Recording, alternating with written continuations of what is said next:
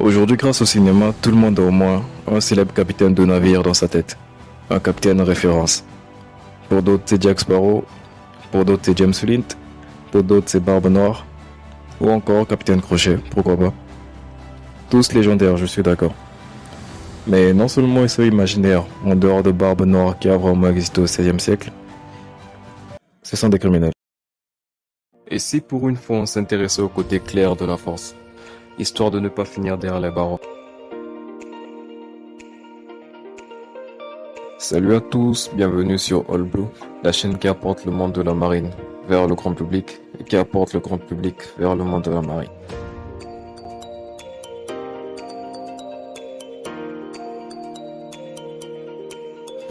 Dans cette vidéo, nous parlerons principalement des grades de la marine marchande, dans celui de capitaine, et des principales formations à suivre pour en arriver là.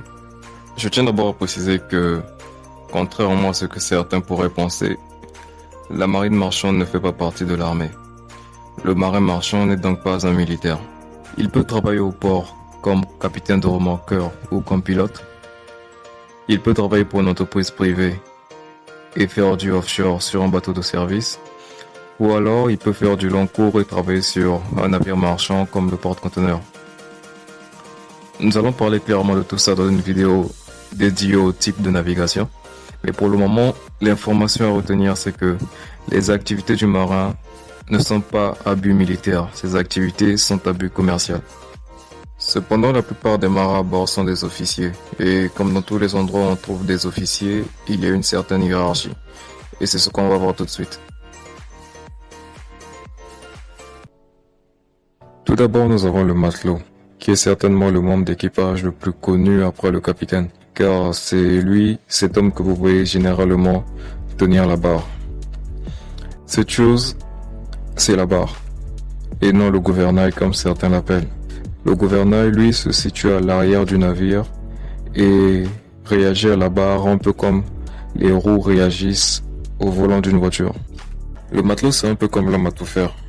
On le trouve à la fois au pont, à la passerelle, en salle des machines, et il s'occupe des travaux comme le nettoyage, la peinture, chargement, déchargement et plein d'autres choses. Il est sous les ordres du Bosco, qui lui aussi est un matelot mais avec beaucoup d'expérience. En fonction de la taille du navire, le nombre de matelots va varier de 1 à une dizaine. Tout va dépendre du travail qu'il y a à faire à bord. Ensuite, nous avons les élèves officiers, tout fraîchement sortis des écoles maritimes et en quête d'expérience. En fonction des études suivies, ils sont affectés soit au département pont, chargé de la navigation et de la sécurité, ou au département machine. Après avoir navigué pendant un moment et après avoir suivi quelques formations supplémentaires, ils deviendront lieutenants et seront officiellement officiers de la marine marchande.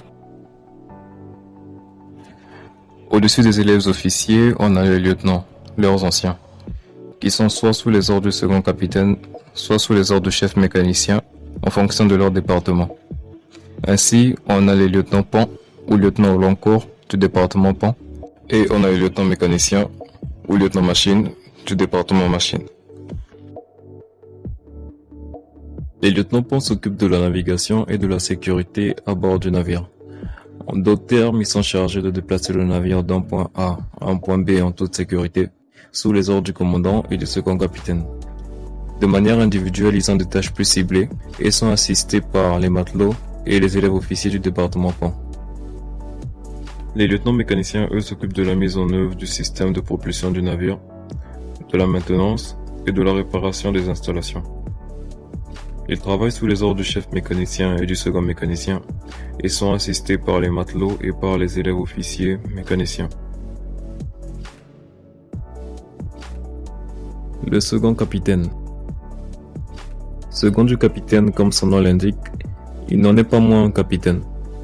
Il supervise une très grande partie des tâches à bord, comme établir le plan d'arrimage, qui détermine où chaque marchandise est placée sur le navire.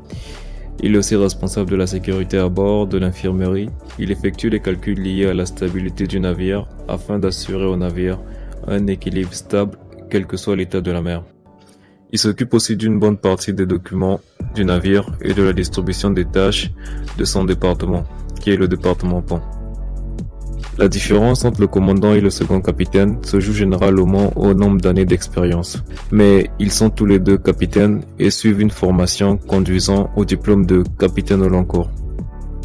Le second capitaine est tenu de rendre compte au commandant et de le remplacer en cas d'une indisponibilité quelconque. Le second est celui qu'on voit le plus souvent au département pont. Le commandant, lui, ne sortant de sa cabine que pour vérifier que tout est en ordre, que ses ordres sont exécutés correctement, et aussi à l'approche des ports, afin qu'il puisse collaborer avec l'un des pilotes du port. Ne vous inquiétez pas, je ne me suis pas trompé de domaine. Dans la marine, on a aussi nos pilotes et on a des atterrissages. Je vais en parler dans une prochaine vidéo, sinon celle-là, elle risque d'être interminable.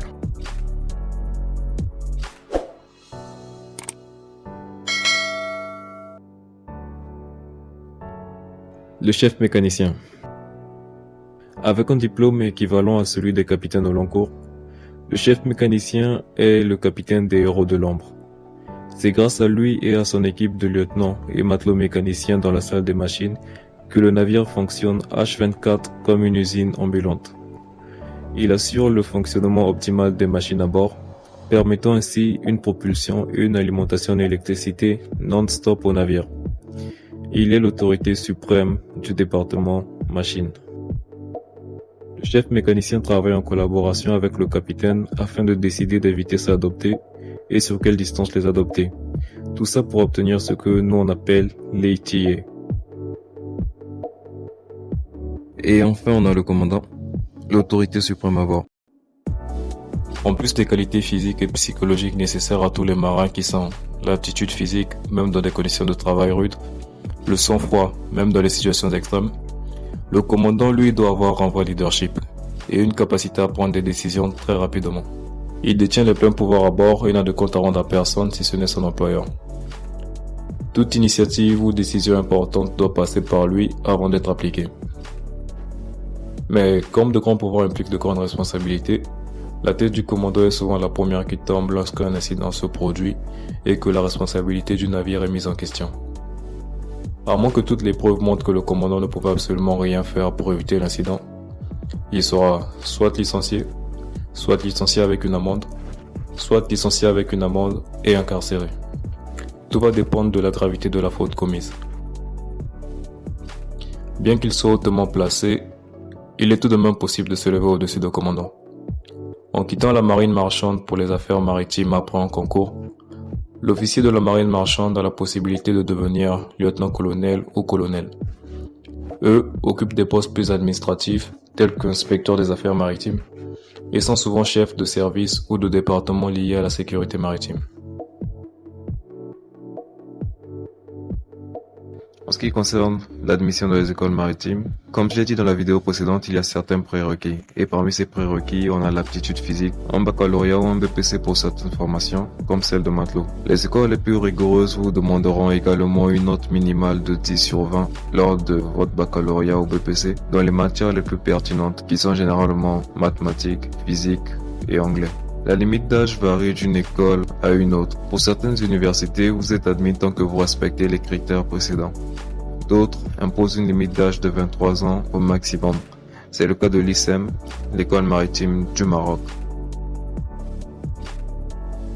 L'admission dans une université maritime se fait sur concours ou sur dossier. Le concours se base sur les maths, la physique et l'anglais. L'admission sur dossier concerne beaucoup plus ceux qui sont déjà dans le domaine, qui sont déjà des officiers et qui souhaitent poursuivre leurs études afin d'atteindre un grade supérieur comme celui de capitaine ou de chef mécanicien. Les chances d'intégrer une université maritime sur dossier pour votre première année sont très faibles. Mais il y a tout de même certaines universités qui le font afin d'offrir plus de chances à tout le monde. C'est le cas de l'Académie d'Abidjan, la RSTM, qui a des filières payantes pour permettre à ceux qui ne seraient pas admis sur concours d'intégrer l'académie.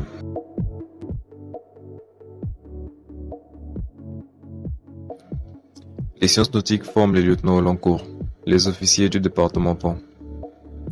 Après 3 années de formation, vous obtenez un diplôme de lieutenant au long cours, vous permettant de travailler sur un navire en tant qu'élève officier pont.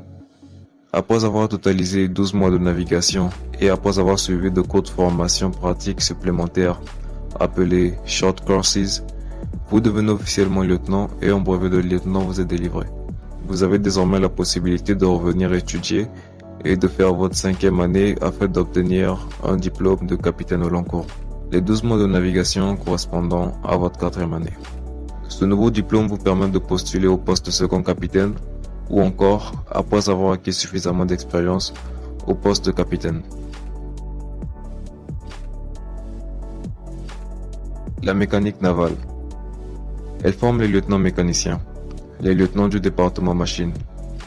Le processus est quasiment le même, 3 ans d'études, suivis de 12 mois de navigation et des short courses. L'élève officier mécanicien devient ainsi officier. Il devient lieutenant mécanicien et a ainsi la possibilité de revenir à l'université pour faire sa 5e année. Ici également, les 12 mois de navigation correspondent à la 4e année.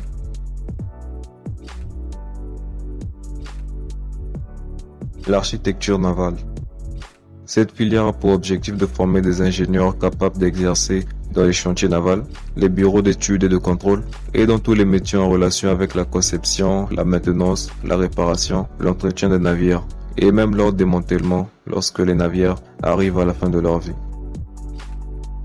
Matelot. La formation en matelotage se fait généralement sur 1 an, et elle ne requiert que le BPC comme je l'ai dit tout à l'heure. Pour la pratique, elle se fait sur des simulateurs ou à bord des navires grâce aux stages embarqués au port ou dans les entreprises privées. Il y a aussi des activités extrascolaires comme des visites au port et sur des chantiers navals. C'est la fin de la vidéo, je vous prie de vous abonner si ce n'est pas encore fait et d'activer la cloche de notification. Cela vous permettra d'être informé lorsqu'une prochaine vidéo sort. N'oubliez pas de laisser des commentaires, critiques, appréciations, critiques surtout, j'insiste sur ça parce que ça permet d'améliorer la chaîne dans la mesure du possible. Likez, partagez ou alors parlez-en juste à vos proches, ça permet aussi à la chaîne d'avoir un peu plus de visibilité et d'atteindre un plus grand public. Si vous êtes particulièrement intéressé à un grade, à une formation, faites-le moi savoir en commentaire et je répondrai directement à votre commentaire ou alors si cela prendrait trop de temps, j'y répondrai dans une prochaine vidéo. Mais jusque là, je vous dis salut et bon vent.